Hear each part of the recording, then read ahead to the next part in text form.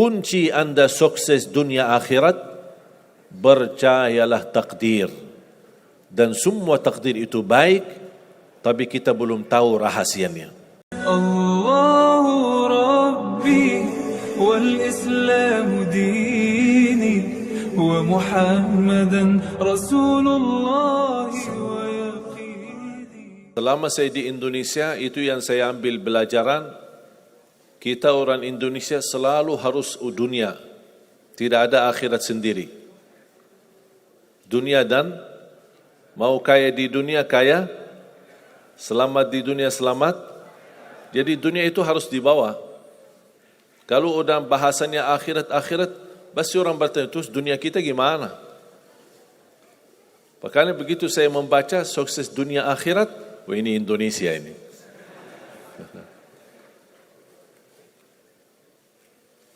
Bahkan hampir setiap ibadah kita pasti yang dikejar dunia. Saya sudah dakwah sebelum di Indonesia, di mana-mana.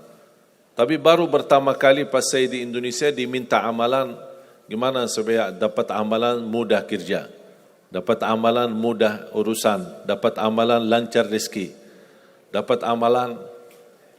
Jadi ujung-ujungnya semua untuk urus dunia.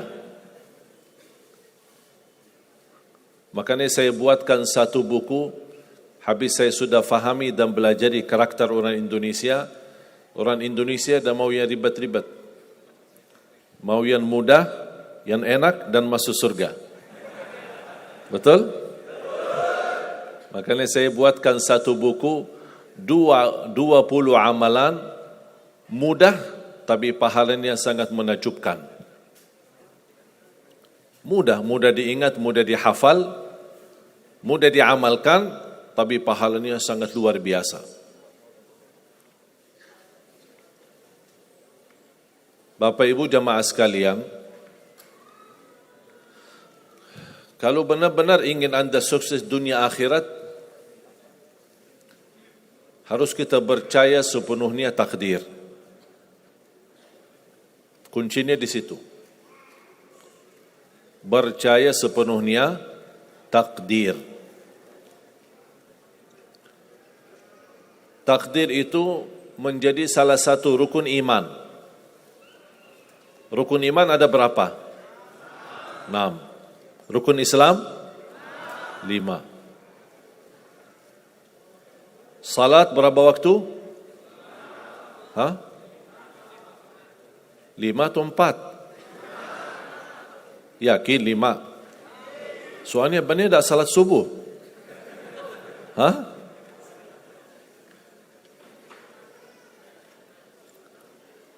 Takdir itu menjadi salah satu rukun iman. Tapi banyak di antara kita yang belum percaya sepenuhnya soal takdir. Dan kita sifat manusia, mohon maaf, suka tidak adil. Contoh, kalau Allah berikan karunia, nikmat, pertama kita lupa bersyukur. Yang kedua, kita tidak pernah berkata sama Allah, ya Allah kenapa aku dapat nikmat ini? Tapi sebaliknya, kalau kita diuji oleh Allah, kita kurang sabar dan kita bertanya sama Allah, ya Allah kenapa saya diuji? Faham enggak? Kalau kita dapat nikmat, ada enggak orang-orang yang lulus misal ujian, dia berkata, ya Allah kenapa saya lulus ujian? Tak pernah. Tapi kalau dia tidak lulus, dia bilang apa? Ya Allah kenapa saya tidak lulus? Ketika ditimpa musibah, dia selalu merasa nyesal atau merasa sakit hati, tersinggung. Berkata sama Allah, kenapa saya diuji? Padahal saya orang baik. Saya jaga salat, saya berusaha mendekat sama Allah. Tapi saya merasa bertambah berat ujiannya. Tapi sebaliknya, ketika diberikan nikmat, dia tidak pernah menyebutkan, ya Allah kenapa saya mendapatkan nikmat ini? Kayaknya si fulan lebih fantas mendapatkan nikmat. Itu tanda manusia tidak adil. Tidak bersikap adil. Makanya subhanallah, semakin anda mantap imannya terhadap takdir, semakin hidupmu jadi nikmat. Saya kasih contoh.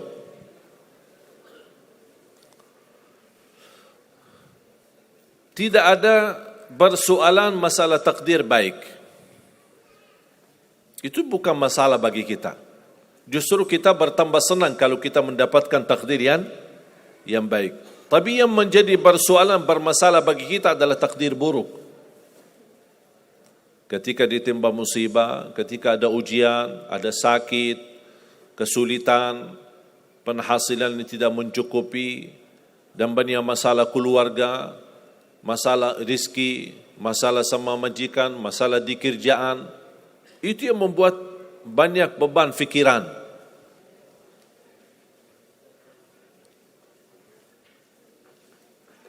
Tapi kita harus tahu, sebenarnya walaupun takdir itu ada baik, ada buruk, kenyataannya buruk, nampaknya buruk, tapi hakikatnya baik. Hakikatnya baik. Tapi kapan kita bisa tahu takdir yang buruk ini bisa menjadi baik bagi kita? Belum tentu sesaat terjadi ujian itu. Bisa jadi belakangan, bahkan bisa menjadi sekian lama baru kita tahu dan sadar ternyata takdir itu baik bagi kita.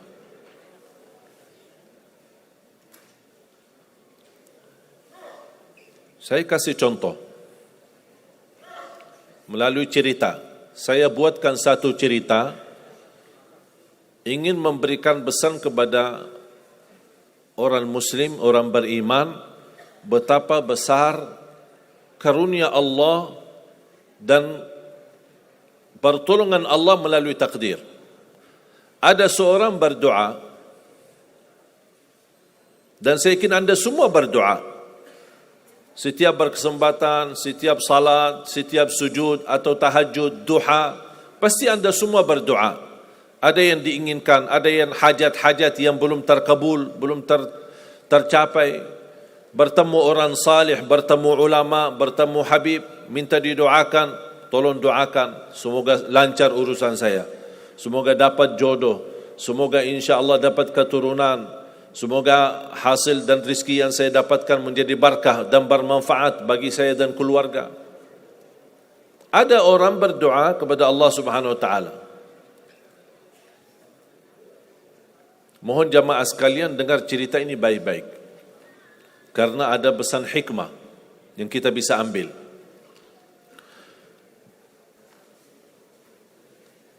Orang ini berdoa tapi tidak melebihi selain doa meminta jodoh yang salihah, yang cantik, yang kaya.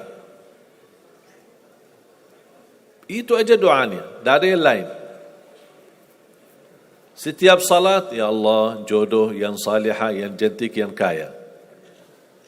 Tahajud, ya Allah, jodoh yang salihah, yang cantik, yang kaya.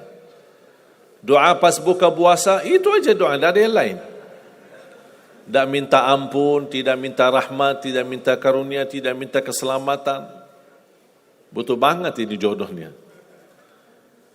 Dapat rezeki sedikit, dapat kemudahan berangkat haji. Selama dia berhaji, selama dia tawaf 7 kali, itu aja doanya. Ya Allah, jodoh yang salihah, yang cantik, yang kaya. Safa Marwah sa'i, ya Allah, jodoh yang salihah, yang cantik, yang kaya. Tak ada yang lain. Ketika satu malam dia sudah di tengah air, berjalan malam hari santai-santai di kampung sambil membayangkan jodohnya, menghayal bagaimana cantiknya. Pas di dalam perjalanan dikejar anjing. Dia lari, dan justru anjing semakin lari semakin dikejar. Makanya kalau ketemu anjing jangan lari. Akhirnya anjing berhasil gigit kakinya, berdarah. Datang mobil ambulan, dibawa ke rumah sakit.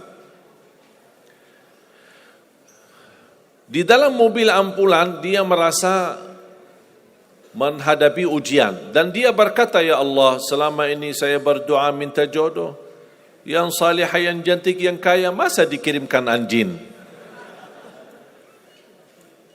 Dia belum tahu ada apa.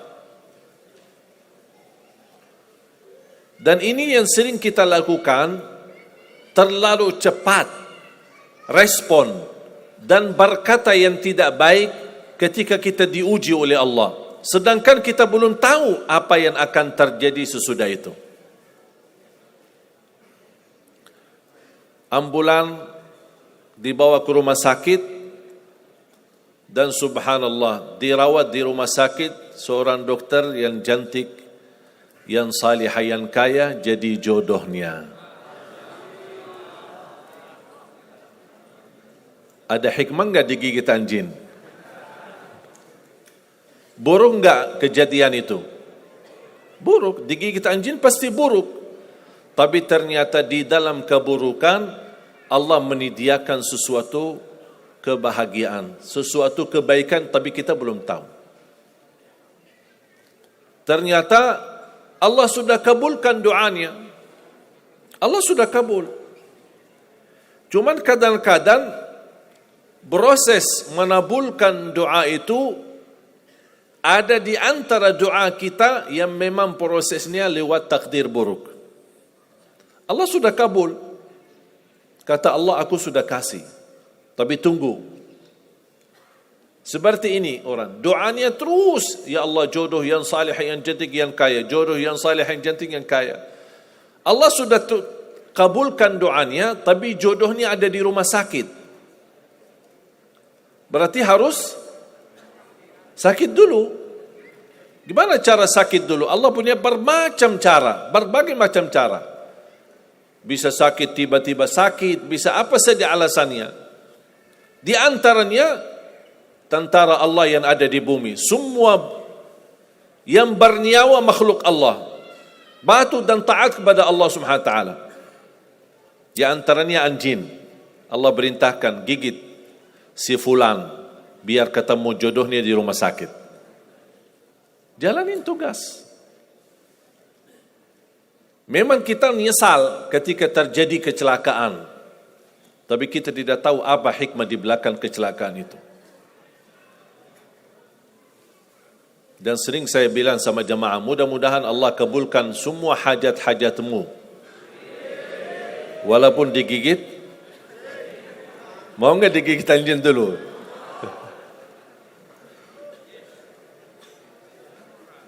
Sebenarnya kalau kita tahu rahasia takdir, apapun yang akan terjadi, kita tidak ada kekhawatiran. Karena kita tahu sesudah ujian ini pasti ada sesuatu kebaikan. Dan yakini Bapak Ibu, Allah Subhanahu wa taala Maha baik. Allah tidak senang menyusahkan hambanya. Tapi kadang-kadang proses untuk menuju kebaikan ada kesulitan dan tantangan. Seperti cerita seorang bapa yang bercita-cita untuk berhaji. Saya bertemu seorang jamaah, usia sudah mungkin 80-an, 80 tahun lebih. Saya pas bertemu diceritakan ini marbot masjid, ahli masjid. Saya berdialog, bertahun-tahun Masya Allah, kerjaannya hanya lap-lap masjid, bersihkan masjid, jaga masjid. Saya berkata sama beliau, Pak, apa yang Bapak inginkan? Tahu enggak jawabannya apa? Saya ingin haji. Tapi saya orang tidak mampu. Doakan mudah-mudahan saya bisa haji. Saya bilang insya-Allah Pak, kalau soal haji, soal umrah itu tidak tergantung dengan kemampuan. Ada orang yang tidak punya uang sama sekali tapi dapat dipanggil bisa haji. Karena haji dan umrah itu hadiah dan panggilan Allah Subhanahu wa taala bagi hambanya. Bahkan justru ada orang yang banyak hartanya tapi tidak tertutup hatinya untuk ke tanah suci. Boleh kita bercita-cita, berkeinginan ke tanah suci, tapi jangan digantungkan persoalan ini masalah kemampuan. Nanti kalau saya ada uang, saya mau haji dan umrah. Belum tentu saat sudah ada uang, belum tentu haji dan umrah. Kalau belum dipanggil oleh Allah Subhanahu wa taala. Saya berkata sama beliau, Bapak kalau sudah saatnya dipanggil oleh Allah, pasti Bapak akan berhaji. Tiba-tiba saya menerima telefon dari anak beliau. Habis saya ketemu kira-kira beberapa bulan, saya terima telefon menyampaikan bapaknya kecelakaan. Kok gimana kecelakaan? Apa ceritanya? Dia bilang habis keluar dari masjid, pulang malam hari, nampaknya ada mobil, pas ayahnya lagi seberang jalan, ada mobil tidak memperhatikan, kemudian tabrak. Alhamdulillah tidak terlalu parah, cuman perlu dirawat di rumah sakit sedikit, sebentar. Saya ke sana, pergi. Rumah sakitnya di mana? Dikasih tahu alamatnya. Saya datang kunjung silaturahim. Pas beliau bertemu dengan saya, nangis dan pingin peluk saya. Dan terus saya tanya gimana? Kata beliau, ada cerita yang istimewa terjadi sama saya. Ternyata orang yang menabrak beliau, orang yang kaya.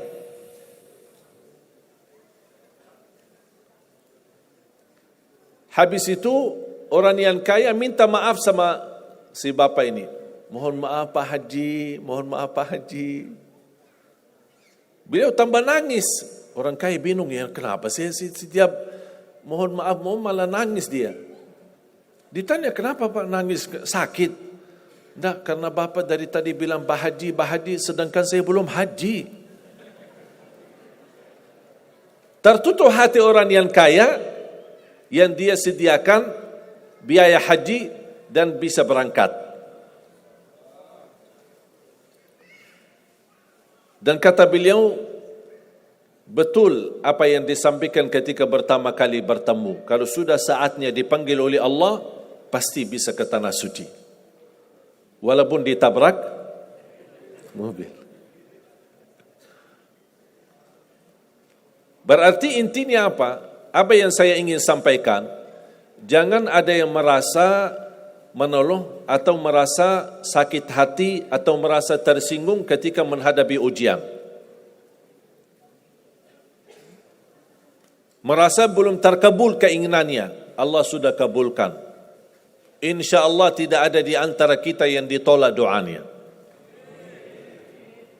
Cuman kita mohon maaf kadang-kadang buru-buru. Ingin selalu semuanya cepat.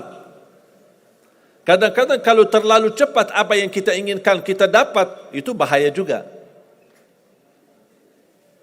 Dan Allah ingatkan, kalau manusia, Allah tidak sulit menjadikan manusia semuanya kaya.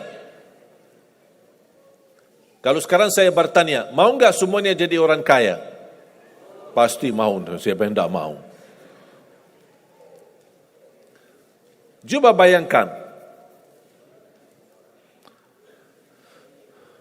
kira-kira sulitlah bagi Allah menjadikan semua manusia di bumi kaya raya? Sulit tidak? Tapi pertanyaan saya, kira-kira berjalan hidup kita enggak kalau kita semuanya kaya? Bisa berjalan lancar? Masa enggak? Semuanya kaya raya. Gimana kehidupan kita sehari-hari? Berjalan lancar tidak? Kenapa tidak? Saking banyak kekayaannya.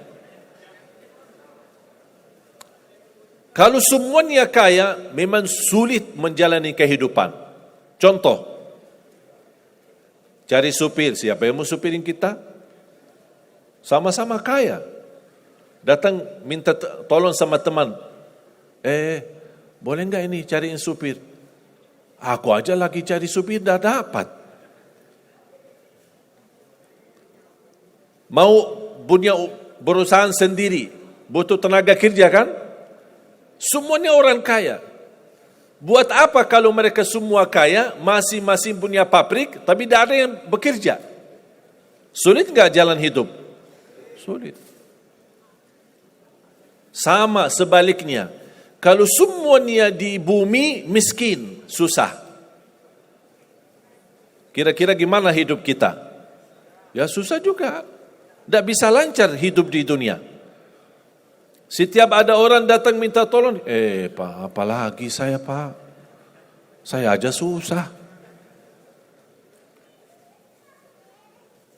Tapi makanya ada hikmah. Allah menjadikan ada yang kaya, ada yang miskin. Yang kaya menutupi kebutuhan yang miskin, miskin juga menutupi kebutuhan yang kaya, saling mengisi.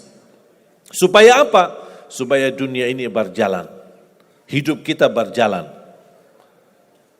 Tapi coba bayangkan kalau semua orang kaya tidak mau membantu orang miskin, dan semua orang miskin sombong dan mau melayani orang kaya, gimana kehidupan kita? Susah. Makanya jemaah sekalian, kunci anda sukses dunia akhirat, percayalah takdir. Dan semua takdir itu baik, tapi kita belum tahu rahasianya.